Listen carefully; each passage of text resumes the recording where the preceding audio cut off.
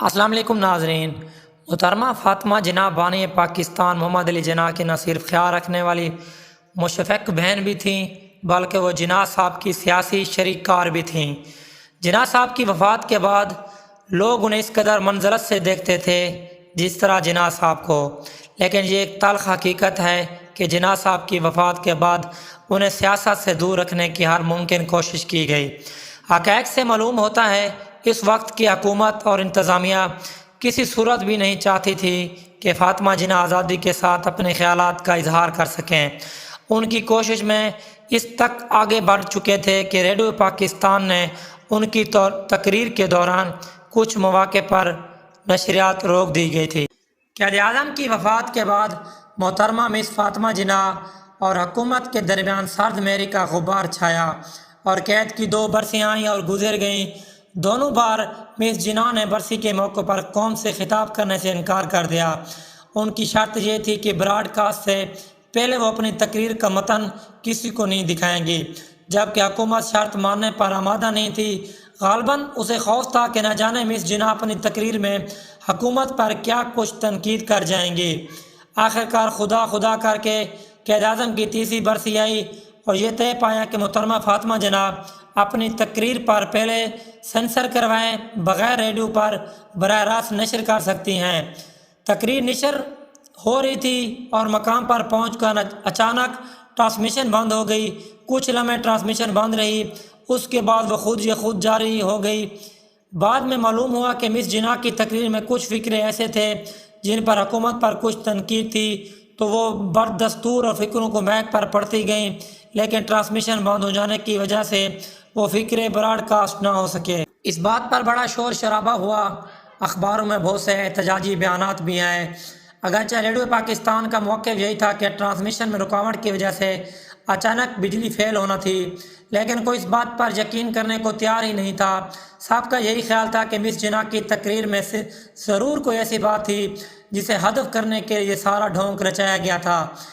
اس ایک صفحے پر حکومت اعتماد جتنی ٹھیس پہنچائی، اتنا نقصان مس فاطمہ جناح کی چند تنقیدی جملوں پر نہیں پہنچایا تھا۔ اب آئیں گے ان کی طرف۔ 17 اکتوبر 1958 کو ملک میں مارشل لا نافذ کیا گیا۔ کمانڈنگ ان چیف خود ساختہ فیلڈ مارشل ایوب خان کو مارشل لا ناظم مقرر کر دیا گیا۔ حکمران سکندر مرزا نے یہ سب اس لیے کیا تھا کہ وہ ملک کے حکمران ہوں گے، لیکن 24 اکتوبر 1958 کو ایوب خان نے سکندر مرزا کے تمام اختیارات حاصل کر لیے اور ملک میں فوجی حکومت قائم کر دی۔ ان کے کچھ حاشیہ برادر انہیں مشورہ دے رہے تھے کہ وہ تاحیات صدر بن جائیں۔ حکمران کنونشن مسلم لیگ نون کی جانب سے صدر ایوب کو صدارتی امیدوار نامزد کر دیا گیا۔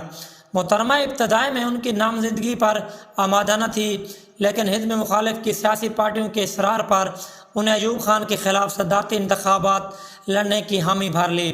2 جنوری 1965 کو انتخابات ہوئے۔ جنرل مخالف کے سیاستدانوں کو اس بات کا مکمل یقین تھا محترمہ کامیاب ہوں گی، لیکن الیکشن کمیشن کے مطابق صدر ایوب خان کامیاب قرار دیے گئے۔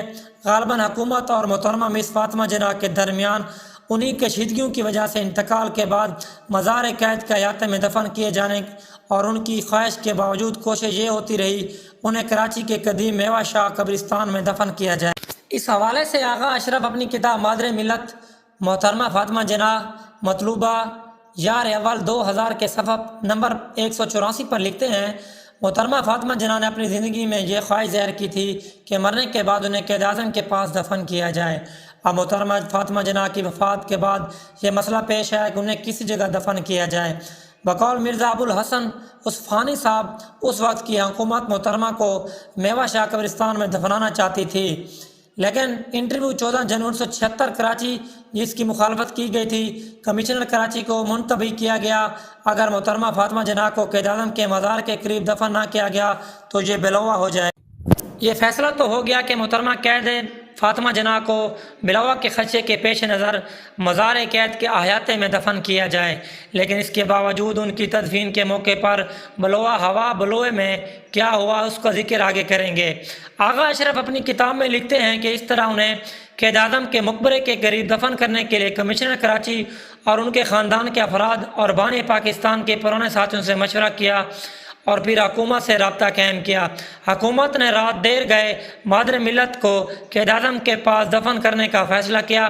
کمشنر کراچی نے اس فیصلے سے CMH صوفانی کو آگاہ کر دیا۔ مادر ملت کی قبر قائد اعظم کی مزار سے 120 فٹ دور بائیں جانب کھودی گئی۔ قبر 6.5 فٹ لمبی اور 3 فٹ چوڑی تھی۔ زمین پتھریلی تھی، اس لیے گورکھن کو قبر کھودنے میں پورے 12 گھنٹے لگے، جبکہ بعض اوقات انہیں بجلی سے چلنے والے اوزاروں سے زمین کھودنی پڑی۔